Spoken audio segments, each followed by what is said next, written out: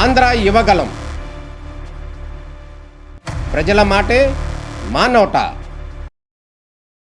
ఒకప్పుడు కరువుతో పోరాడిన రాయలసీమ ఇప్పుడు భారత రక్షణ భవిష్యత్తును నిర్మించే శక్తిగా ఎదుగుతోంది. ఈ రోజు పెట్టుబడులకు దేశంలోనే ప్రధాన ఆకర్షణగా ఆంధ్రప్రదేశ్ వేగంగా ముందుకు దూసుకెళ్తోంది. ప్రధానమంత్రి శ్రీ నరేంద్ర మోదీ గారి ఆత్మనిర్భర్ భారత్ విజన్ తో, ముఖ్యమంత్రి శ్రీ నారా చంద్రబాబు నాయుడు గారి దూరదృష్టి నాయకత్వంతో, స్పీడ్ ఆఫ్ డూయింగ్ బిజినెస్ తో, పరిశ్రమలకు అనుకూల వాతావరణంతో ఆంధ్రప్రదేశ్ ప్రపంచ దిగ్గజ సంస్థలను ఆకర్షిస్తోంది. LG electronics, Apollo tyres, Royal Enfield, drone city, defence తయారీ కేంద్రాలు, ఎలక్ట్రానిక్స్ నుంచి ఏరోస్పేస్ టెక్నాలజీ వరకు రాయలసీమలో పారిశ్రామిక విప్లవానికి నాంది పలుకుతున్నాయి. ఇప్పుడు భారత రక్షణ రంగ ఆత్మనిర్భర్ ప్రయాణంలో మరో చారిత్రాత్మక అధ్యాయం ప్రారంభమవుతుంది. దేశ వైమానిక రక్షణ సామర్థ్యాన్ని మరింత బలోపేతం చేసే అత్యాధునిక యుద్ధ విమాన అభివృద్ధికి కీలకమైన air craft integration and flight test centre భారత రక్షణ భవిష్యత్తును మలిచే ఈ ప్రాజెక్టుకు ఇప్పుడు వేదికవుతోంది పుట్టపర్తి.